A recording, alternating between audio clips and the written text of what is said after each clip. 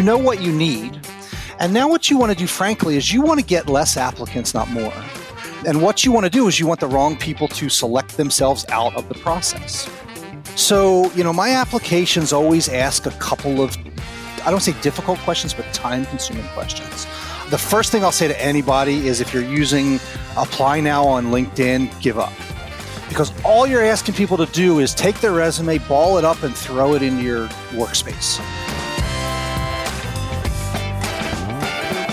Hi, friends. Welcome to the Sales Enablement Podcast. I'm your host, Andy Paul. Now, that was Jeff Thomas. Jeff's the founder at Predictably.pro. And in this episode, I talk with Jeff about the crisis in sales hiring and a process for changing it. Now, according to Jeff's research, 55% of sales hires fail in less than 2 years. And I agree with him. That just doesn't need to be that way. So we're going to dive into a methodology that Jeff's come up with for hiring that is designed to strip the emotion and some of the implicit biases out of sales hiring. And we dig into how you can replace the way you currently hire with a more structured process that includes scorecard-based process that eliminates some of those same biases that affect hiring decisions. Now, look, here's the thing. Most sales teams aren't effectively integrating the use of data and feedback loops into their hiring processes. And, you can tell on your own, your gut feel isn't working. So it's time to bring hiring of salespeople into the 21st century. So before we get to Jeff, I want to remind you to subscribe to this podcast wherever you listen to it. And if you subscribe, we'd certainly appreciate it if you could also give us your feedback about how we're doing in the form of a review. So thank you. All right, let's jump into it. Jeff, welcome to the show. Thank you, Andy. How are you doing today? Doing great. So where have you been sheltering from the storm? I've been fortunate enough to be at my house, which is in the suburbs of Philadelphia. And it's actually been a wonderful experience in a weird way, because about a day before everything shut down, my daughter was visiting from Seattle and she spent the entire time with us. So we had about 90 days with her, and she got to know her baby sister, who we adopted about 2 years ago. And those two became best of friends over this whole pandemic. So, well, that's nice. Yeah. Yep. That was one of the nice things that have come out of this weird. So does she time. end up having to go back to work? So she just graduated from Seattle University. She had to go back a week ago because her lease was up. So she had to go back to clear everything out. She is actually moving back to the East Coast because she wants to find a job she's an art history major. And so she's looking to work in a museum, either in New York or Philly or DC, somewhere closer to home. Yeah, I imagine those positions are hard to come by right now, just given what's going on. They certainly can be, and she and I are strategizing about either other things or how to make sure that she gets interviews. And this is one of the first times in her life that I've been able to give her advice, and she says, "Hey, wow, that's pretty good advice, Dad." So, well, right, because that's the topic of this conversation, is about hiring and recruiting and so on. So exactly, yeah. If not you, who? I would hope that that's how she looks at it. All right. No, you should get her into sales. She absolutely doesn't want to go there. I have a great client that she could actually work for, and she's not willing to go there. So, really? Yeah. Well, she'll come around. Yeah. Sometimes they do. Sometimes they don't. Yeah. Yeah. She might. Sales, as you know, is full of lots of ex-teachers and so on, and people yes. Yeah. So lifestyle considerations oftentimes, take priority over others. So, all right. Well, let's talk about sales hiring. You maintain that there's a crisis in sales hiring. So why is that? Mm-hmm. Well, 55% of sales hires fail in 18 months or less. So the crisis is multifaceted. Well, let's dig into that, though. So 55%, what positions are you talking about? I mean, you say 55% of sales generally, hires. it's considered SDRs. Yeah, SDRs, AEs, account managers, and frankly, although it's not part of the statistic that says 55%, VPs and heads of sales have, and everybody has probably heard this one, have an average tenure of 16 months or less, and that number goes down every single year. So the crisis comes from a couple different areas. One is we often hire the wrong person. Two is we don't know how to give them the right onboarding and training. And three, most organizations don't understand how much time it takes for an average salesperson to get up and running. Well, all right. So what's average? An average salesperson, I would say, somebody who really needs to work hard, who doesn't have the natural sets of skills that we try to help companies identify through our process. So, you can go out and hire someone who's really successful in their last job, but if it doesn't fit your specific requirements, if, a simple example is if you go from a product to a service, there's a huge difference between those types of selling environments. So an average salesperson, I would just define as somebody who can get up and hit their quota, but usually probably takes about 2 years. And that oftentimes is seen as a problem by companies. But that's an interesting point is everybody matures at different rates. Everybody gets it at different rates. Have we set the bar too high? Absolutely. And again, I try to avoid getting into this with what the company does. I would love to add on an onboarding and training component, but frankly, I think there's a lot of people who do that well. And most companies waste hundreds of thousands of dollars, if not millions of dollars, taking a salesperson, giving them enough time to be successful if they have absolutely everything nailed. If they're the right person at the right fit with the right training and the right product and, at least enough of a pipeline to get up and running. But very few companies actually do that. And I know dozens, if not hundreds, of really good salespeople who go into a new organization and find out that, if they're not hitting their quota in 9 months, they're out. And frankly, that's a huge disservice to the rep, but it's every bit as much a disservice to the company because now the company has spent $150,000 in direct costs, let's say, $1 million in indirect costs, your quota, all the training, all the time that goes into, getting this person up and running. Yeah. Opportunity costs. The opportunity costs, they just didn't give them enough time. And so that's such a tough question though, right? I mean, it's like, what's enough time? What's enough time? Yeah. Because I always like to use the analogy to sports, and I'm a huge soccer fan, as anybody listens to the show knows. Yep. And a lot of times you get a guy who takes, I was just reading an article this morning about, the stars of the English Premier League. Jamie Vardy plays for Team Leicester City. Right. Just about hit a milestone of 100 goals scored in the Premier League, which is, a very rarefied environment to be in.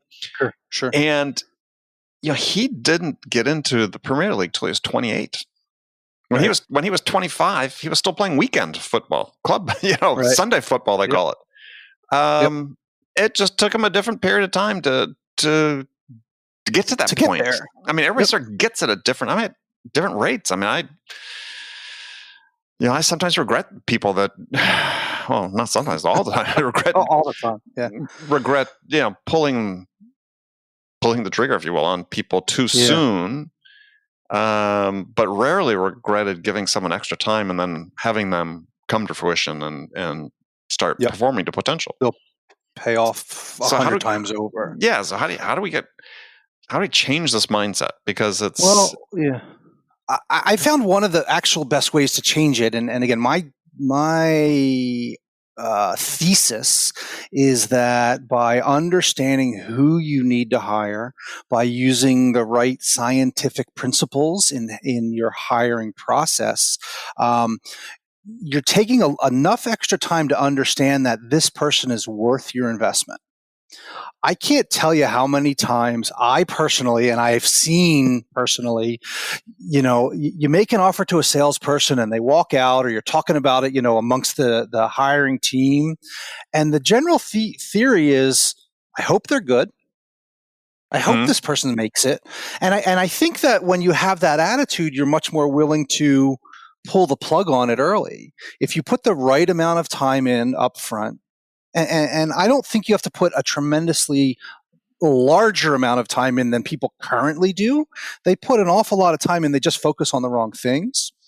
But when you have a good idea of what you need, and you then can say, I have confidence that this new hire has the skill set to be successful, I think you'll be a lot less likely to pull the plug and not give them that extra 9 months that they might need. Yeah, I think one part of the contribution, or part of a factor that contributes to this, pulling the plug too soon, is that's this fixation on hiring superstars. Sure. Right. I mean, I think that everyone wants, we want, and you sort of referred to it, you talk about a lack of star talent, but I just wonder why are we so fixated on that? Because it seems to me we should really have a strong bench of people who are good. Sure. I mean, I think that's a great way to put it. Give me 10 people who are good as opposed to 2 superstars, 4 people who are good, and 4 who are right? I mean, I want good. But unfortunately, it's like good's become a pejorative. Everything's got to be hyped up. So if we don't have a star, right? I think that's a fair way to put it.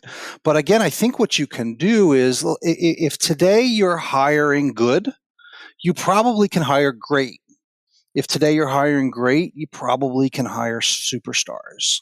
And when you look at what your top 20% of your reps do, and these are standard numbers that I'm sure you've heard before. The top 20% of your reps bring in Pareto distribution, blah blah blah. No, exactly. And by the way, I'm not sure I completely buy into it. I mean, I think there are external factors that affect that. It's not a normal distribution. It's what happens. But anyway, go ahead. Sure. Yeah. But I think that there's always room for significant improvement, and it depends where you're starting from. And frankly, most of those companies that are turning reps over every 9 months are well behind on their quota. They're desperate, and they'll do whatever they can in order to try to get a short-term result when the fix is longer term. And in all honesty, most of those companies I don't work with, and I'm not saying, I haven't tried.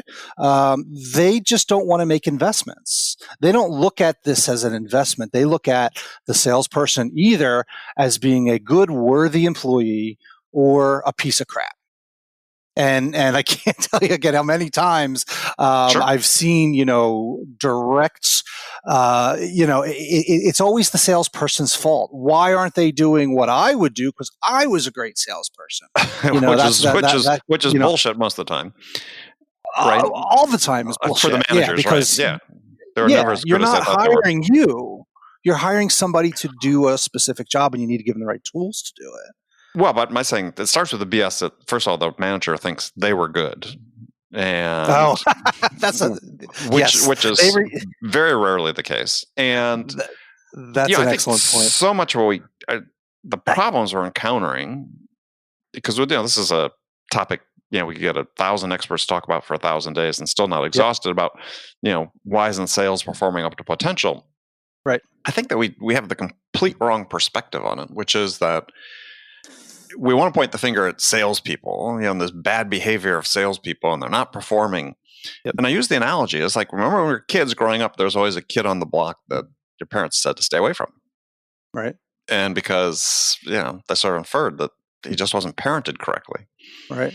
And this is what the problem is in sales, bad parenting. It's a fair and valid point, and I hate to say it, I see it more often than I don't. Yeah, I mean, we can blame the reps all we want, the sellers all we want, but they're behaving in ways that the managers enable them to perform or allow them to perform in. Yep. And yet we spent all this money training salespeople, and we spend virtually none training managers when it ideally should be the other way around. Right. Yeah, it's a good point. So I do a lot of coaching in my work, and that's the other part is that managers and coaches are different things even. That's a whole different topic. If we have time to get into, but I think that a lot of it comes back to this idea is and we'll get into the sort of process that you advocate for and so on, is that Mhm. you have to be able to structure your hiring process in such a way to insulate you from the influence of poor managers making bad decisions to hire. That's a fair point, but I would actually argue that not only poor managers are bad at hiring, but I would say good managers are usually bad at hiring. Yeah, that's because true. as human beings, we are bad at hiring. We don't do a good job at evaluating a person for a job in sales. It's a hard thing to measure. There's a lot of really bad salespeople who are highly social. They can have a wonderful conversation with you. And what ends up happening is you play golf and she plays golf and you talk about golf and you have a good feeling and now you make a hire and it just, it crashes and burns 9 months later. And that's really where we try to help people understand, as a species, we're bad at hiring. I used to have a line on the front of my home on my homepage that said, "You suck at hiring," and it really ticked a lot of people off. So I sanded it down to say, "Let's face it, we're all terrible." And then I just took it off because people didn't want to. I was a little too much in their face about it. They want to say, "Well, why? Help me understand why everybody else in my organization is bad at hiring." And frankly, that's a sign that you have a bad person at hiring. Well, yeah, and I think this is not something that's purely a sales issue. I mean, there was an article a couple years ago in the New York Times talking about this professor at Yale that done research on hiring, and I don't know if you had seen that, but her conclusion was in this one study is that they were interviewing, I forget what type of job it was, but it was somebody working at a grad school doing something. And they had, test group that they brought in an interview and those that they hired and evaluated purely on the basis of the resume. Yep. And the greater predictor of success was the group they hired just by looking at the resume without interviewing them. Absolutely. And I agree it's across all disciplines. But what I just have found, frankly, is that there's more than enough work to be done in the sales area. And it's really the most expensive area to fail in a lot of ways. Sure. Because again, it takes you 12 months to figure out, is this person even remotely on track in many cases? So, well, yeah. I mean, that's absolutely true. I think, unfortunately, what happens more and more these days, though, is that managers make up their mind really quickly. Yes. And because, hey, we've got a 90-day onboarding process. Mm-hmm. Thus, whether it's a SDR, which is one thing about onboarding in 90 days, is different with an AE on a complex sale in 90 days. Is that really enough? But you got people, making up their mind at that point. And it leads to some of these issues that I was referring to when you talked about sort of the 80-20 distribution is that the thing that complicates the hiring process and evaluating people subsequent to that is that sales is rarely a level playing field. Managers distort what's going on. Right. Favoritism and how they distribute leads, the way they allocate their coaching attention. Because I don't buy that the lower 60 to 80% consume a disproportionate amount of resources. I actually think the top does. Because managers tend to go, well, I want to support the people that are making it happen. So I'm going to give more of my attention to them. Right. And so, it's a good point. Yeah, we set this playing field and these expectations that it's not equitable. Right. And again, you see people give up on those people who will end up getting fired in 90 days or 120 days or 6 months. Yeah. The manager, my personal experience has been to see that when top executives start to talk negatively about, I don't understand why this rep isn't doing better, or I don't understand, why aren't they either making more cold calls or sending more proposals or closing more deals, is also an inflection point when direct managers start to just say, you know what, I'm just going to distance myself. Yes, the winds are blowing this direction, and rather than evaluate my own performance and helping this person get up to speed. Right. Yeah, you're right. Yeah. So, yeah. And again, you now have $100,000 direct cost mistake and a potential $1 million indirect cost mistake. But you want to look good in your boss's eyes, so you go ahead and make that mistake because nobody measures the real costs of these failures. Okay, well, let's the time we have, let's go through your process. Sure. I like it because it's similar in some respects to one that I recommend people do. Yep. And first of all, it's more data driven. You're trying to make a process that's more. We're not making as many subjective decisions, but it's more of an objective decision at the end of the process, which is really what you want to try to do, right? You want to get as much of the emotion out of it as you can. Right. And that's, what I learned. I started hiring people in the early 1990s. And I recall knowing at that time I was terrible at it. So I started just trying to figure out ways to be better. And for me, what has always been the case is I just struggled. I tend to be kind of a friendly, vocal person, and I always just wanted to hire the people I liked. And I feel fortunate that I was able to see that. So what I started doing as far back as then is piecing together all the tips and tricks and processes that would help me to really understand, can somebody do this job correctly? And so when I started Predictably just this year, I really kind of took 30 years of sales experience and about 6 years of consulting experience. I've been a consulting vice president of sales. So I've been the VP of sales at 25 or 30 different places. And fractional VP. Fractional VP, exactly. Yeah, we've all done that. Yeah. So, but what I realized in 2018 and 2019 was I had a whole bunch of good tools. Or let me even say I had a bunch of good instruments. But if I were to put them together and have a conductor, have people playing those instruments properly, you would get music. And so I took all these different tools and I built them into a methodology. And the methodology, there's just 5 steps to it. And I the first thing I tell somebody is, nothing that we do is rocket science. I hope people listen to this podcast and steal it. I let people use my process for free. If they want to hire me to help them make it really work, great. But I'm not, what I've just done is taken a bunch of things, put them together in what I believe is the right order to help people get results. Okay. And so, what those steps are, it just spells the word PRISM: profile, recruit, interview, select, and measure. I didn't even realize there was an acronym there. Look at that. There's an acronym in there. So wow, I need to pay more attention. So, so let's start with profile. Yep. Because I think one of the steps that companies miss, and I think you really get into this, is I talk about, it's one thing to have a job description, but the first step is they need to have a job specification. Right. You need to understand. Well, right. I say, a job description is what you're going to do, right? It's like, you're going to have to either make cold calls or you're going to have to close this business or work with these kinds of customers. But very few people really take the time to understand what the requirements are in order to do that job well. Yeah. And I use that just to finish the description. I use the analogy as like if you're, product marketing or a product person in a company and you say, look, we're going to make a proposal to management to build this particular product. What you're proposing to them is the job description, right? The description of what they're going to do.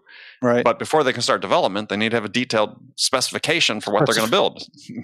and for me, that's the part that's missing in sales is we do the job description, but not the detailed specification. Yeah, you're 100% right. And so I'm a big believer in assessments.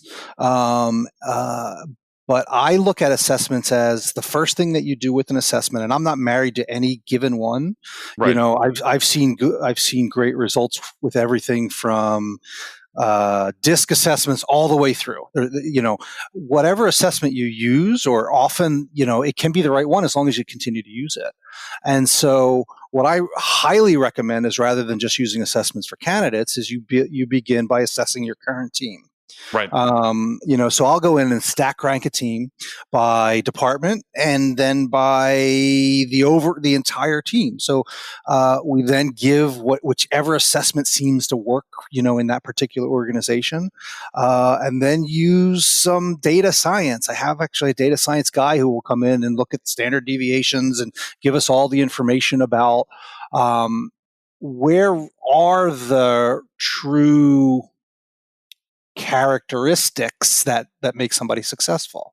And one of the easiest ones that I love to describe, and I've already started to mention it here, is many many assessments rate sociability. How social is a person? How friendly are they? How warm are they? Or how comfortable do they make you feel? In almost every case, there is zero correlation between someone being socially adept and performing well. That doesn't mean that someone who performs well is not socially adept. It means that just because someone is socially adept does not mean they will perform well. And so the best way to get to those answers is to really look at your current team. And you're going to need 20 or more people. At a startup, it's a little more difficult, or a smaller organization.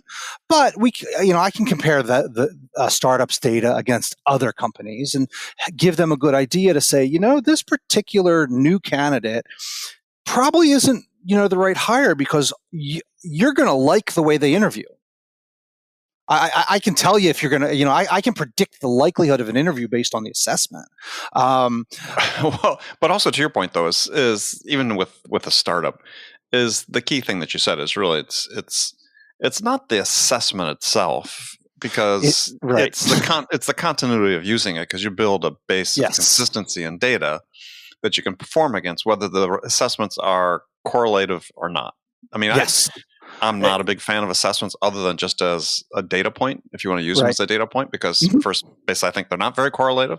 Right. But, salespeople notwithstanding for them. But if you use it consistently, because, and to your point, start with your team. And if you're a startup, maybe you don't have 20 people. I bet you've had 20 people. So if you start doing it, and over a year or two, you'll quickly build up that base of data. Yep, you're 100% right. There's a study that shows, and I think it's from the folks who do the Miller-Hyman work, that shows if you use an assessment regularly, it's valuable. But if you use an assessment periodically, it's actually worse than not using it at all. Yeah, I'd buy that. It will lead you to the wrong conclusions. And another great example that I love to use is one of the assessments that I like measures the likelihood that this person will be willing to leave the job. Right. What's their propensity to job hop? And very often, good salespeople have a high propensity to leave a job because they have a high level of confidence in their skills. And they operate a little bit independently. So they're willing to leave. But if you only give that test to two people and somebody's highly likely to leave, you say, oh, I don't want to hire that guy. And again, when you start to look at your best people in an organization or across an industry, the best ones often are very willing to job hop. And that's where, again, back to our earlier conversation, you need great managers, you need great leadership. You really need to keep those people engaged or they are going to go. Yeah, well, the cynic's view of that, of people, not that I'm cynical, but of people that are willing to leave or have a propensity to leave, is that they're unrealistically confident in their abilities, a la Dunning-Kruger and the Dunning-Kruger effect.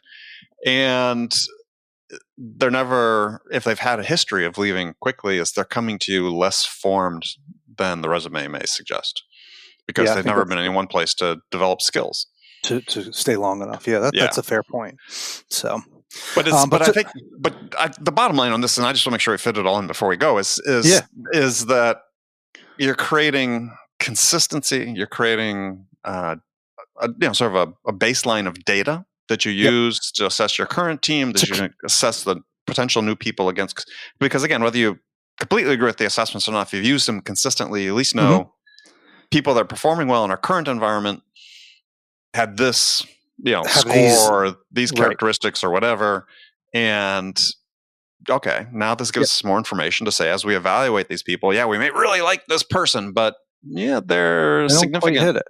They don't quite hit it in some respects. And yeah, believe me, I understand that. I mean, I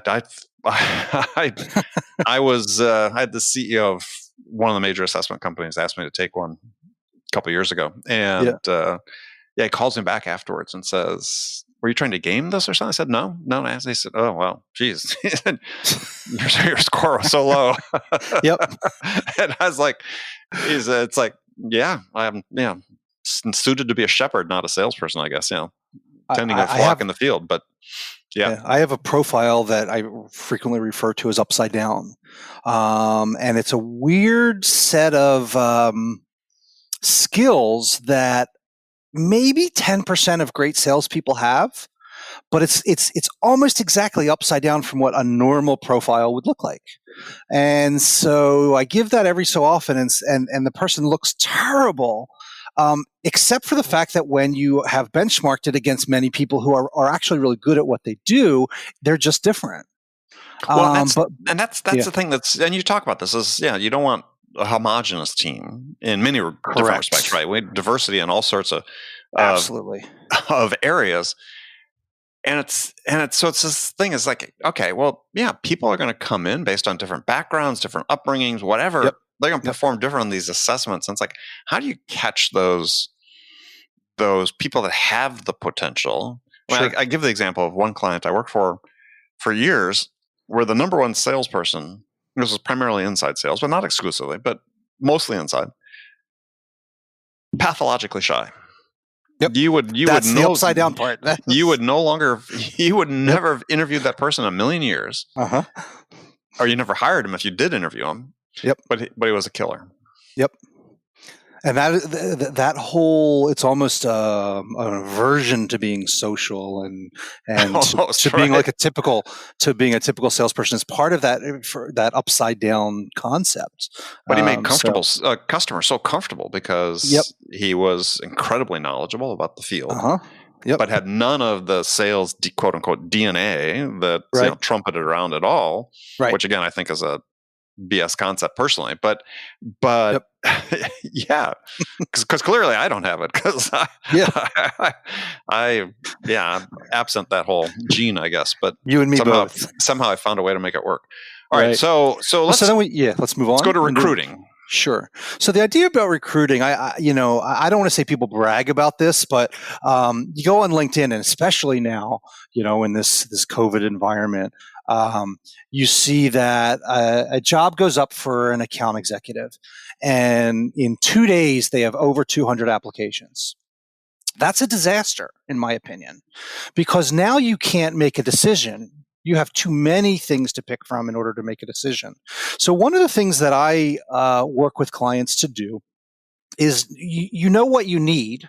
And now what you want to do, frankly, is you want to get less applicants, not more. And what you want to do is you want the wrong people to select themselves out of the process. Mm. So my applications always ask a couple of, I don't say difficult questions, but time-consuming questions. The first thing I'll say to anybody is if you're using Apply Now on LinkedIn, give up. Because all you're asking people to do is take their resume, ball it up, and throw it into your workspace. Right.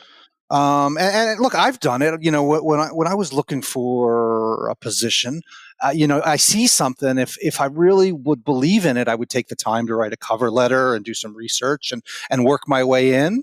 If I didn't care that much but wanted to see what would happen, easy apply.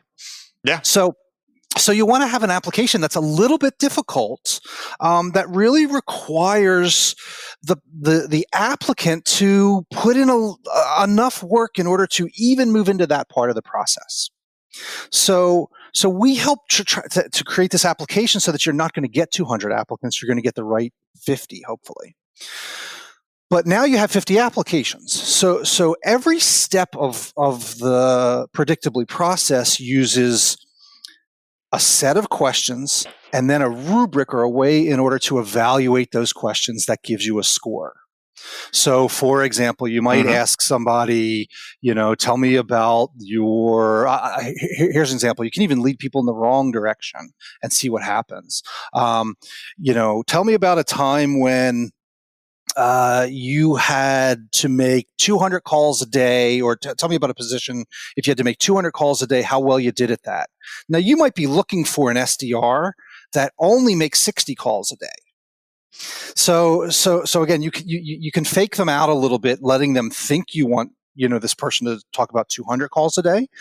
But what's most important is anybody who reviews that application has a set, gives a score to every single answer. Those scores are typically descriptive, but each description carries a number. So outstanding, awful, okay, and so you can have multiple people reviewing applications, especially which I think you should. Yeah. Agreed. And ideally, you want to have multiple people reviewing the same applications. Yes. But depending on how many people you have and how many applications, sometimes you have to split it up. And you say, Andy, you're going to do these 50. Jeff, you're going to do those 50, and Mike, you're going to do the other 50. But ideally, the reason I have multiple people review the same applications, though, is that we start getting rid of some of the subjectivity. And absolutely. That's the value of the scorecard approach. Yep. This data-driven approach is, look, if I have 4 people that are looking at this and they're making a score, an assessment and a score of the answer, that's way more valuable when we get together at the end to sort of assess the scorecard. Absolutely. Knowing that, which is true and you refer to this as well in the interviewing part, I think increasingly this is the way you need to interview people. And it shows, especially in startups and tech companies, when you say, look, you bring people in for that, multi-interview day, you got 5 interviewers, and I tell them, which I'd be interested in your response. I say, look, you'll have one person that'll do the deep dive on the resume. Yep. But then you have maybe 4 people that are all going to ask the exact same questions in the exact same order. Yep. And people are horrified by that idea because they think, well, I'm the world's best interviewer. What are you talking about? It's like, no, you're all bad interviewers. You might be good conversationalists, which is different. Yes. And this then gives you a basis to actually make a judgment on the answers when you can compare. Well, hey, we considered these were important questions to ask. Yep. And I love throwing in questions that talk about people's values, people's character. And we got more than one person assessing assessing those same answers. And that's exactly how we approach the whole interview process. It's so powerful. It really is. And you're right. It feels a little bit weird. But it's the best way for you to get solid, predictive information out of an interview process. When you have the 5 people spend all day with that client, what you come up with is 3 of them might have liked the person, 1 of them might have been okay on it, and the last one might have hated them. But it's just about. It's about feeling. It's not about, how well are they going to do the job. I use a database of about 600 questions. Every time I see a good question, I toss it in there and I rank them according to different, and so I'll go into a place and say, look, here are the right 8 or 10 questions for you. If you really want to mix it up, I'll give you 6, and everybody can add 2 on their own. You can do that as well. I also like to, in the interview process, have multiple people involved, meaning a 2-on-1 type of a scenario, because we as humans, when I'm talking, you might be listening, but you're also thinking about what to say next, and vice versa. Sure. And so when you add an extra person in there, it puts a little extra pressure on the applicant, and we want to do that. But it also allows the interviewers to listen and judge and grade every one of these answers. And so the system that we use actually, you literally go through, it's almost like a survey, and you ask a question and you can put your detailed notes in there. And then you say if it was, a good answer, a poor answer, or a great answer. And again, we just kind of tick over on the side. We don't show it to you at the time, but now you get 1 point or 3 points or 5 points. And so when all is said and done, both of those two people involved in that one interview process, that there's a numeric score that comes out for that particular applicant. Yeah, well, I think it's important for people listening, hiring managers, to really understand the concept, which is you are going to have a total number of points available to you as a candidate. And you may say, look, we're going to have a cutoff line. People have to be above a certain line. We've created a certain baseline criteria. Right. But now, most importantly, to something you've talked about and we'll get into is we're going to say, look, maybe a total available score is 35, and we're only going to hire people that are 32 and over, let's say, for example. And now, a year from now, we're going to look at our 32s. And how did our 32s do? Yep. And maybe we've made a couple exceptions with a 30 and a 31. How did they do? Yep. And now we can say, okay, going forward, let's tweak it. We've decided, actually, maybe we need 33s and or 29s. Or 29s. Maybe the 29s did best of all. Let's focus on some 29s. But you have the data to be able to do it. You have the data to do it. And that is the last stage of our process is measure. Yeah, and people just have to get over this idea that they can do this without data, that their intuition is correct. And right. Well, there's another really interesting measurement point that is incredibly valuable to companies, and we're jumping out of order, but this is you raise a great point. It's my show; I can do whatever I want. Yeah.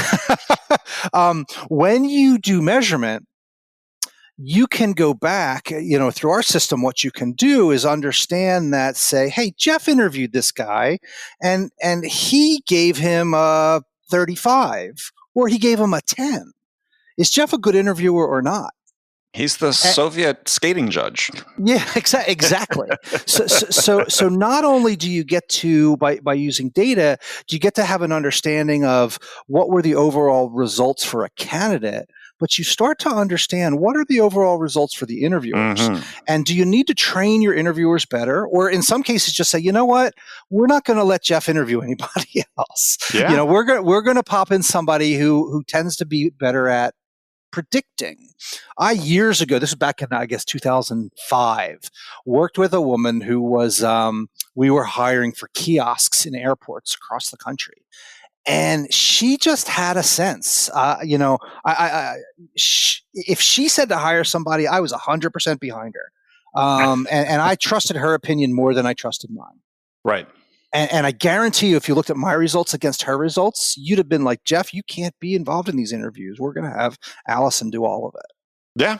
Yeah. I mean, this whole idea of prediction, my favorite quote about this is Niels Bohr, who was a Nobel Prize winning physicist, involved in the development of the nuclear atomic bomb. And he said, prediction is very difficult, especially about the future. It's like, yes, right? That's what it is. Yeah. So, because there's so many variables. Yeah. So that's we have a recruiting process, which is the applications, and then they all get rated and ranked, and that line is drawn for who moves forward to the interview, which is kind of where we left off. All the interviewees get rated and ranked, and then you determine who moves forward to select. And so that's that next, and in many ways, the last stage before measure. Selection is about a bunch of things, and we tend to forget that there are parts in the selection process that just torpedo the entire system. So I'm a huge believer in role play. And if you're not doing a role play that is somewhat aligned to your business, you're probably losing 50% of the predictive capability of the rest of your process. You're almost wasting your time. Why so much emphasis on the role play? And not that I totally disagree, but I mean, I've got a caveat to that, but go ahead. Sure. So let me explain what we do with the role play, and then explain why, we see it as being so important. I'm working with a client right now, and they have a very specific sales process, and they have a very limited amount of time in which to sell. Their sales calls are 15 minutes or less, and reps have 30 of these scheduled every single day. So what we do with new candidates is we bring them in, and we actually spend a full day with them before we make an offer. We go ahead and bring them in. We train them on what the script is. We let them listen to some good calls and let them listen to some bad calls. We then do the first role play. And the first role play is to see, are they able to be brief enough to be able to do this entire sale in 15 minutes? Are they coachable enough to have, let me not say that. Are they smart enough to have absorbed information in the last 2 or 3 hours to start to be able to craft a pitch? I tell them, I don't care if you get the facts wrong. The facts don't matter. It's are you learning the concepts? Mm-hmm. But then what we do from that role play is we just start to give a little bit of feedback, and then we move away from the role play for an hour or two.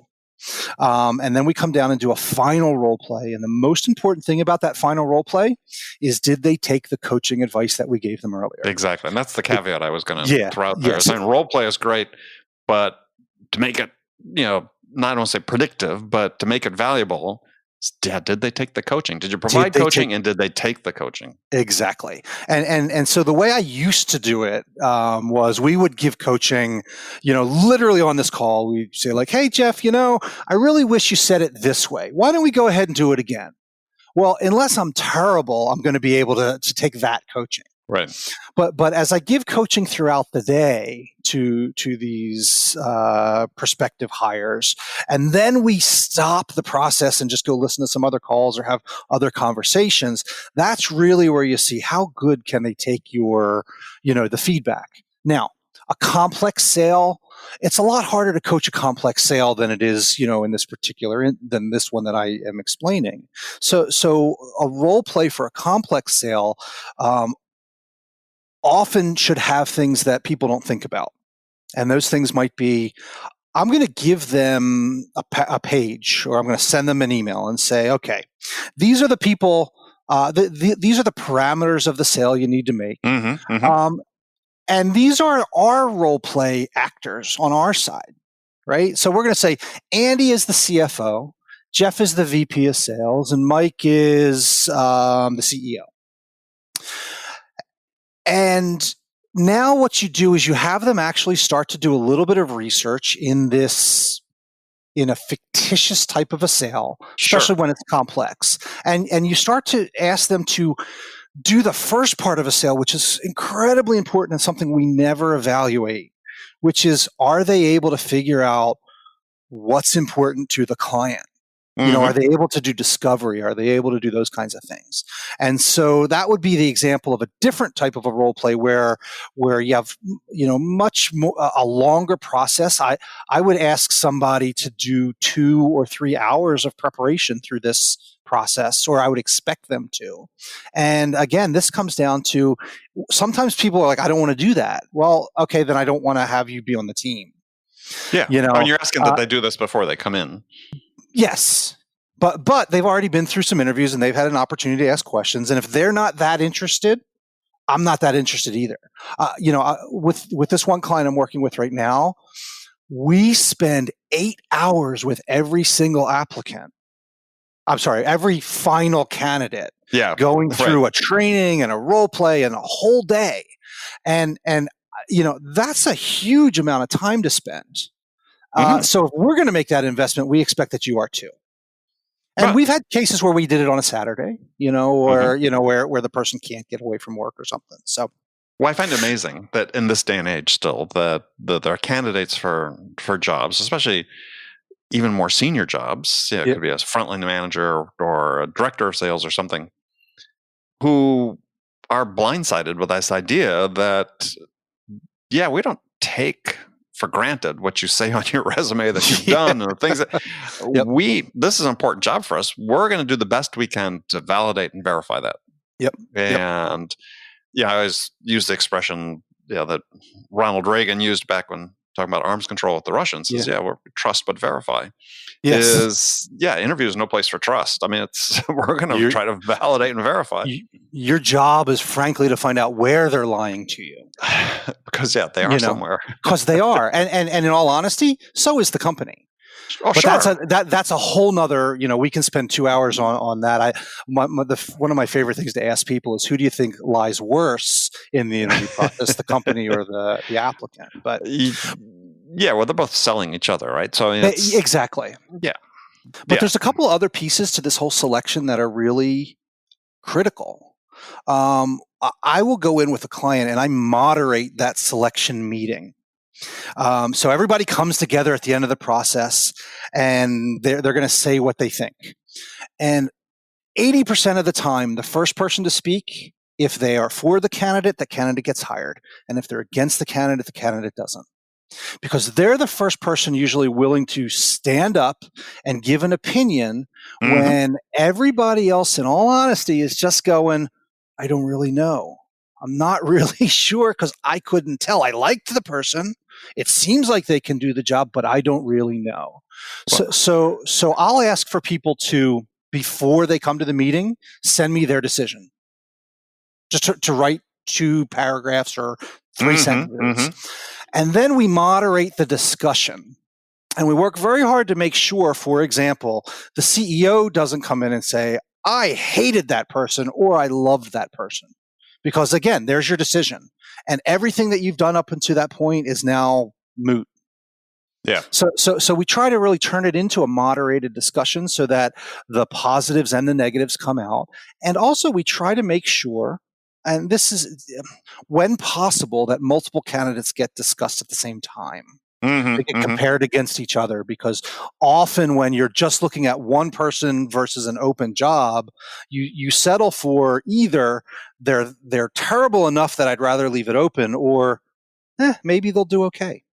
Well, and I think and that's such a great point, is because I think, again, if you're a hiring manager or even a seller and you're listening to this, is this discussion you're describing mirrors to a large extent the discussion that your customers have, the stakeholders in the decision when they're making a decision about you, is that everybody wants to have this fantasy in their mind that, oh yeah, there's 9 stakeholders, they all have an equal voice.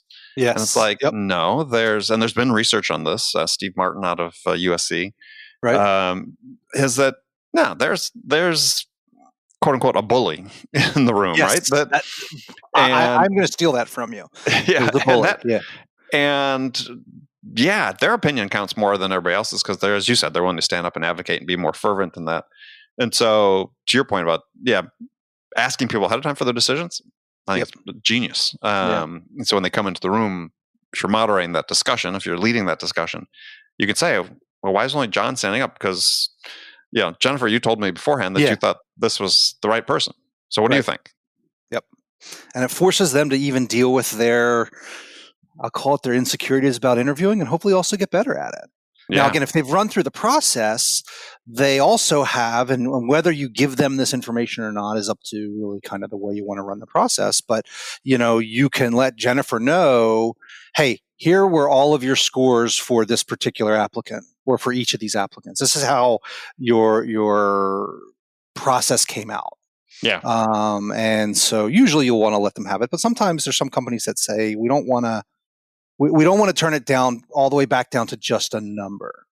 Right. And one of the things I do in every one of our scoring events, and again, you score at the application, at an interview, at a role play, is you can override the score. We usually ask a question that at the very end that has a whole lot of points or a whole lot of negative points that lets you say something like, regardless of the other answers, do you think this candidate should move forward or not? Or, do you think that there's a reason why you might have scored them poorly, but you still think they're a good candidate? Yeah. And so, because again, the people are the decision makers here. We don't want, I'm not a believer of AI for hiring. I'm not a believer for AI for looking at resumes. I think it's a terrible thing. You want people to do it, but you want to give them the tools to do it right through the process. Exactly. All right, Jeff. Fantastic discussion. Thank you so much. This has been a lot of fun. Yeah, absolutely. So, if people want to find out more about what you do and connect with you, how can they do that? So you can reach us at our website, which is Predictably.pro, Predictably.pro. And you can also just reach me at Jeff@Predictably.pro. Excellent. Jeff, Awesome. Look forward to doing it again. It's been a pleasure. Thanks. Okay, friends, that's it for this episode. First of all, I want to thank you for taking the time to listen. So grateful for your support of this podcast. And I want to thank my guest, Jeff Thomas, for sharing his insights with us today. If you enjoyed this episode, please subscribe to this podcast, Sales Enablement with Andy Paul, on iTunes, Spotify, or wherever you listen to podcasts. And if you could also leave us a rating or a review and let us know how we're doing, well, we'd certainly appreciate that. Do that all on your phone in less than a minute as soon as this episode is over. So thank you for your help with that. And thank you so much for investing your time with me today. Until next time, I'm your host, Andy Paul. Good selling, everyone.